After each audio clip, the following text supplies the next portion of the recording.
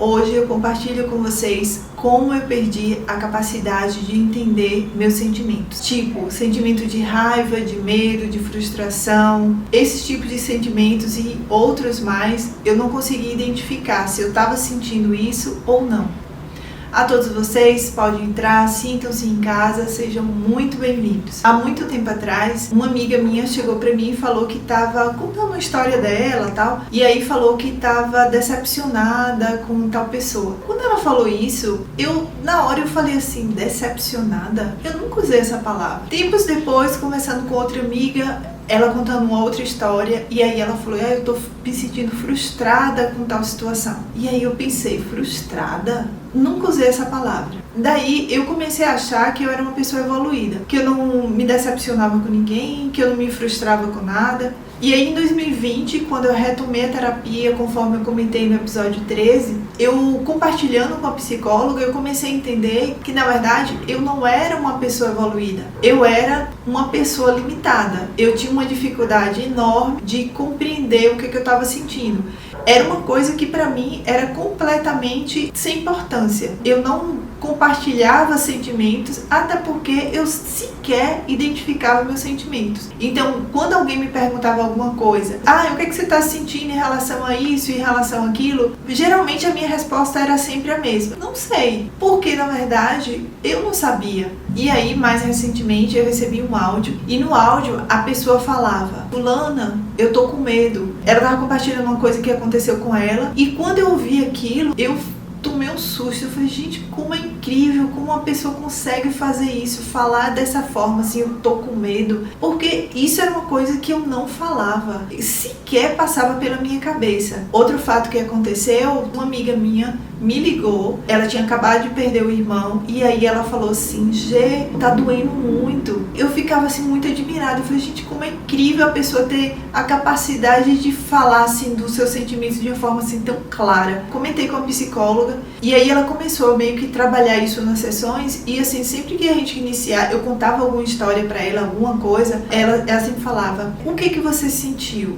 Essa é uma pergunta que eu não gostava quando ela fazia, porque a minha dificuldade de falar alguma coisa era muito grande. No início foi bem difícil, era bem complicado eu conseguir falar alguma coisa, é como se fosse uma parte minha que não funcionava. Isso era uma coisa que trazia prejuízos muito mais sérios na minha vida do que meramente eu não saber responder uma pergunta. Eu comecei a desenvolver tipos de, não sei se seria doenças de pele. Então eu adquiri dermatite no rosto, descamação no rosto, eu adquiri outras coisas assim que aparecia na minha pele, que aparecia nas mãos, que aparecia em algumas partes do corpo.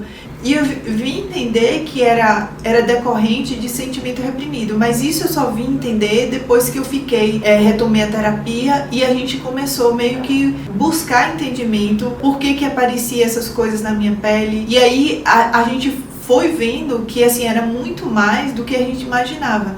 Era tipo assim, para cada sentimento represado vinha uma reação no corpo. Mas essa parte eu vou comentar com vocês assim mais detalhadamente no próximo vídeo. Mas o que eu queria realmente compartilhar com vocês, a causa disso tudo. O que provocou esse bloqueio na minha mente de eu não conseguir identificar sentimentos. Na verdade, eu sempre achava que isso era decorrente porque eu fui criada só pelo meu pai. Só que um dia, eu pensando nisso, o Senhor me trouxe à memória uma coisa que aconteceu quando eu tinha uns 7, 8 anos. O que eu me lembro é que minha mãe já tinha falecido, eu estava na primeira casa que a gente morou no interior, conforme eu comentei em outros episódios, era uma casa que tinha um quintal enorme, tinha inclusive um pasto, e nesse pasto meu pai plantava capim.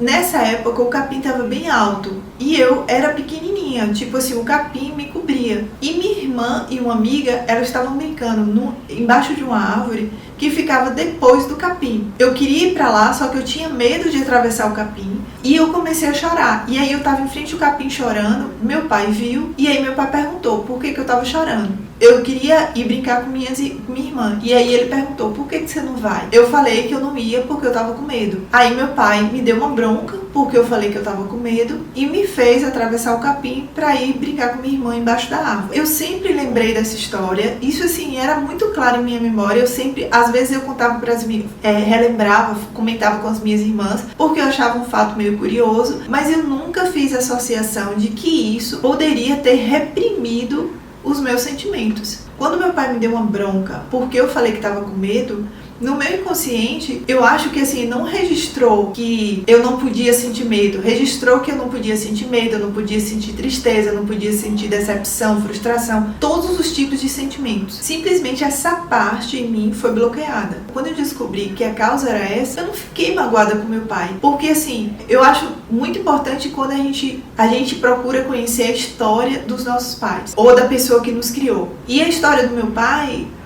com 10 anos de idade, ele já era órfão de pai e de mãe. Então meu pai foi um sobrevivente. A vida dele toda, ele teve que ser extremamente corajoso para enfrentar o mundo que estava na frente dele. Um dos pilares da educação que meu pai nos deu era a questão de sermos corajosos. Então isso era uma coisa que para o meu pai era muito importante. Apesar assim, de eu ser naquele momento eu era apenas uma criança, quando eu falei isso que eu estava com medo, é como se fosse de encontro a isso que meu pai queria colocar na nossa mente, que a gente precisava ser corajoso. Então quando ele me deu a bronca e me forçou a atravessar o capim, na cabeça dele, ele estava me ensinando a ser corajosa. O que eu aprendo com isso? Eu aprendo duas coisas. A primeira, que pai, mãe, a pessoa que nos cria é gente como a gente. São pessoas que erram, que acertam, são pessoas que vivem o processo de aprendizado ao longo dos anos. A forma que meu pai educou minha irmã mais velha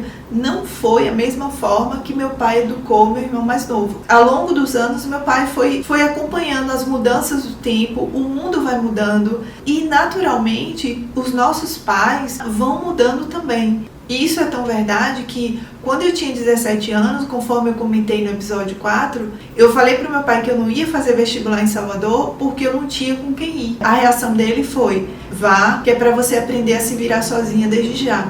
Isso foi tão libertador que eu superei a insegurança que eu tinha e eu perdi o medo do mundo. Em outras palavras, o que eu falei era medo também. Só que a reação do meu pai foi completamente diferente. E por que foi diferente? Porque tinham se passado 10 anos. Esses 10 anos meu pai mudou, meu pai já era outra pessoa, meu pai já tinha uma visão de educação diferente. Conhecer a história de vida do meu pai me ajudou a compreender as falhas dele com mais facilidade. E a segunda coisa que eu aprendo, que o quanto é importante não reprimir sentimento de criança. E mais uma vez eu vi a mão de Deus, eu achava que a causa era uma e de repente o Senhor me mostrou: não, a causa não é essa, a causa é essa daqui. E depois que eu entendi a causa real que era, sabe, uma avenida se abriu, porque quando a gente toma conhecimento da causa, é 50% já de solução do problema. E os outros 50% aí a gente trabalhou na terapia. Graças a Deus eu me livrei.